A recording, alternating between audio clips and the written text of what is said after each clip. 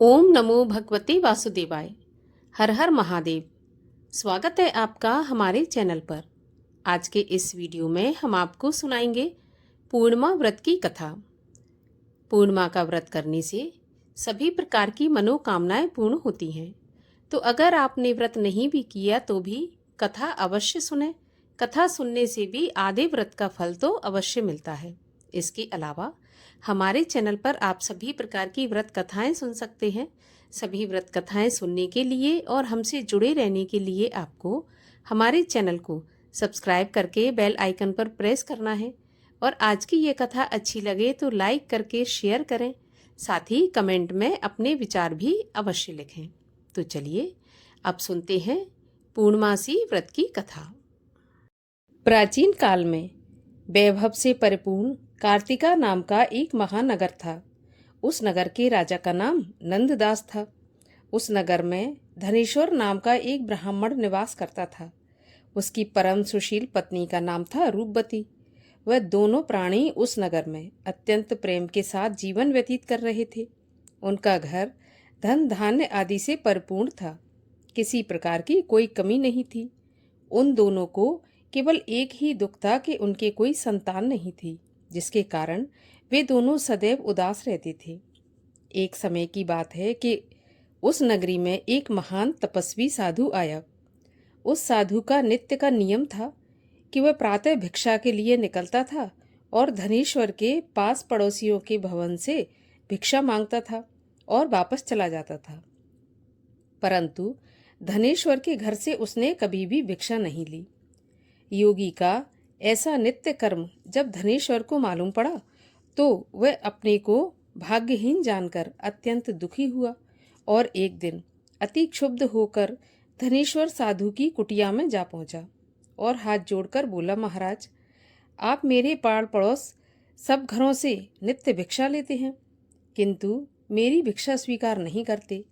हे महात्मा, मैंने ऐसा कौन सा अपराध किया है जिसके कारण आप मेरे घर की भिक्षा नहीं लेते? तब साधु बोला, निस्संतान व्यक्ति का अन्न पावन नहीं होता, उसके ग्रहण करने से पातक लगता है। इस कारण मैं तुम्हारे घर से भिक्षा नहीं लेता हूँ। साधु के ऐसे वचन सुनकर धनेश्वर की आंखों से आंसू बहने लगे और वह रोता हुआ साधु के चरणों में लेट गया और बोला, हे महाराज, आप सर्वज्ञ हैं, तीनों काल भूत भविष्य वर्तमान के ज्ञाता हैं। आप मुझे ऐसा कोई सुगम उपाय बताने की कृपा कीजिए जिसके द्वारा मेरा भाग्य उदय हो और मैं इस दुख से छुटकारा पा जाऊं, अर्थात मुझे भी पुत्र लाभ हो। धनेश्वर के ऐसे आर्त वचन सुनकर थोड़ी देर विचार मग्न रहने के बाद योगी बोला, हे ब्राह्मण, तुम महामाया चंडी देवी की उपासना करो। उनकी परम कृपा से तुमको अवश्य ही पुत्र का लाभ होगा। योगी का ऐसा आदेश पाकर धनेश्वर ने अपने घर आकर सारा हाल अपनी पत्नी को सुनाया और उससे परामर्श कर अपना घर त्याग कर जंगल में तपस्या करने के लिए चला गया। निराहार रहकर श्रद्धापूर्वक चंडी की उपासना करने लगा। इस प्रकार निराहार तपस्या करते हुए जब 20 दिन व्यतीत हो गए, तब 21वें दिन रात्रि के समय स्वप्न में चंडी देवी उसे दर्शन देकर बोली, धनेश्वर, तेरे एक पुत्र होगा, परंतु वह 16वें साल में काल कलवित होगा। तब धनेश्वर हाथ जोड़कर बोला, हे जगत जननी, आप मुझे कोई ऐसा उपाय बताने की कृपा कीजिए जिससे वह पूर्ण आयु प्राप्त कर सके, असमय में मृत्यु को प्राप्त ना हो। तब चंडी देवी बोली, तुम दोनों पति पत्नी यदि 32 पूर्णिमा का व्रत श्रद्धा पूर्वक करो तो तुम्हारा पुत्र चिरायु हो सकता है। तब धनेश्वर बोला, हे माता, इसकी विधि क्या है? तब देवी बोली, संपूर्ण दिवस निराहार रहने के बाद संध्या को एक आटे का दीपक बनाकर स्वच्छ रुई की बत्ती एवं घी के संयोग से प्रज्वलित कर विधि पूर्वक शिवा सहित शिव का पूजन करना। इस प्रकार 32 पूर्णिमा का व्रत करने से पुत्र चिरायु हो जाएगा। अब तुम्हें पुत्र होने का उपाय बताती हूँ। प्रातःकाल तुमको सामने वाले आम के वृक्ष में एक सुंदर फल लगा दिखाई देगा। पेड़ पर चढ़कर तुम उसे तोड़ लाना और जिस दिन तुम्हारी पत्नी ऋतुकाल के पश्चात स्वच्छ होवे तो उसे खिला देना, इससे तुम्हारी कामना पूर्ण होगी। इतना कहकर देवी अंतर्ध्यान हो गई। प्रातः देवी के कहे अनुसार सामने ही आम के पेड़ पर सुंदर फल को लगा देखकर धनेश्वर पेड़ पर चढ़ गया और सावधानी से फल तोड़कर नीचे उतर आया। फिर प्रसन्नता के साथ अपने घर जाकर सारा हाल अपनी पत्नी को सुनाया। देवयोग से उसकी पत्नी उसी दिन ऋतु स्नान के बाद स्वच्छ हुई थी। उसने शंकर जी को बार बार ध्यान करके वह फल खिला दिया और देवी की परम कृपा से उसकी पत्नी गर्भवती हो गई। 9 महीने के पश्चात 10वां मास प्रारंभ होते ही उसके एक चंद्रकांति के समान सुंदर एवं स्वच्छ पुत्र उत्पन्न हुआ। देवी की कृपा होने के कारण दोनों पति पत्नी ने उसका नाम देवदास रखा और प्रेम से उसका पालन पोषण करने लगे। अब वह बालक चंद्रकला के समान बढ़ने लगा। देवी की कृपा से वह बालक पढ़ने लिखने आदि में अति निपुण था। जब वह 7 बरस का हुआ तो धनेश्वर ने अपनी पत्नी को पूर्णमासी व्रत का स्मरण दिलाया और दोनों पति पत्नी नियम पूर्वक पूर्णमासी का व्रत करने लगे। इस प्रकार धीरे धीरे 15 वर्ष व्यतीत हो गए और देवदास ने 16वें वर्ष में पैर रखा। तब धनेश्वर अपनी पत्नी से बोला कि देवी के कथन के अनुसार देवदास 16 साल का होते ही काल कलवित हो जाएगा, किंतु यह हम अपनी आंखों से कैसे देख सकेंगे? मेरा हृदय तो अभी से विदीर्ण हो रहा है। तब पत्नी ने परामर्श दिया कि मेरी राय से देवदास को उसके मामा के साथ शिवनगरी काशी भेज दिया जाए। वह वहीं रहकर विद्या अध्ययन भी करेगा और जिन भगवान शंकर की कृपा से हमें ये प्राप्त हुआ है वही इसे पूर्ण आयु प्रदान करेंगे। इस प्रकार आपस में विचार करके देवदास के मामा को बुलाकर दोनों को काशी के लिए रवाना किया और दोनों माता पिता उसकी कुशलता की कामना हेतु पूर्णिमा का व्रत करते हुए दिन व्यतीत करने लगे। देवदास अपने मामा के साथ काशी पाठशाला पर चला गया और कई दिन के बाद एक नगर में जा पहुंचा। जब तक शाम हो गई थी, दोनों मामा भांजे एक धर्मशाला में ठहरे। उसी धर्मशाला में एक बारात आकर ठहरी। देवी प्रेरणा से जब भांवर का समय आया तो कुछ देर पूर्व ही दूल्हे को पक्षाघात का प्रबल आक्रमण हुआ। दूल्हे के माता पिता आदि संबंधी अत्यंत विकल हो गए।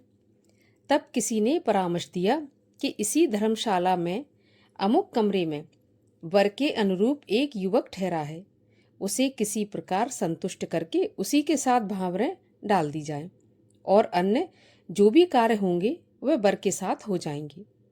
सबकी सम्मति से लड़के के पिता ने देवदास के मामा के पास जाकर निवेदन किया कि अपने भांजे को कुछ देर के लिए मुझे प्रदान करें, जिससे मेरे पुत्र का विवाह कार्य संपन्न हो सके। तब उसके मामा ने कहा कि कन्यादान के समय मधुपर्क के अतिरिक्त जो कुछ भी मिलेगा वह मैं ले लूंगा। यदि आपको यह बात स्वीकार हो तो मेरा भांजा आपके कार्य के हेतु प्रस्तुत है। वर के पिता ने उसका यह प्रस्ताव तुरंत ही स्वीकार कर लिया और देवदास को दूल्हा बना दिया। उसी के साथ विवाह कार्य संपन्न हो गया और उसे कन्या के साथ भोजन के लिए एकांत भवन में भेज दिया। परंतु देवदास संकोच के मारे भोजन नहीं कर सका और मन में विचार करने लगा कि यह दूसरे की स्त्री और इसके साथ भोजन करने से इसका धर्म नष्ट हो जाएगा। यह सोच के मारे उसकी आंखों से आंसू छलक उठे। यह देखकर वह कन्या बोली, मैंने देवद्विज अग्नि एवं अनेक संबंधियों के समक्ष आपको पति के रूप में स्वीकार किया है। अब मैं किसी दूसरे को अपना पति नहीं बना सकती। तब देवदास बोला कि आपके इस निश्चय से आपका अनिष्ट होगा, क्योंकि मेरी आयु का केवल 1 वर्ष ही शेष रह गया है। अतः इस विचार को अपने हृदय से निकाल दीजिए। तब कन्या बोली, हे स्वामी, आप मेरी चिंता मत कीजिए। यदि मैं धर्म के पथ पर अडिग हूँ तो ईश्वर मेरा कल्याण करेंगे। आप इसकी चिंता त्याग कर प्रेम से भोजन करो। तब देवदास ने उसके साथ भोजन करके शयन किया और प्रातः ब्रह्म वेला में ही शैया त्याग कर पत्नी को जगाया और उसे दुपट्टा प्रेम पूर्वक प्रदान करके बोला, हे भामिनी, अब मैं तुमसे विदा लेकर जनवासी में जा रहा हूँ। यदि परमात्मा की कृपा से जीवित रह गया तो अवश्य मिलूंगा।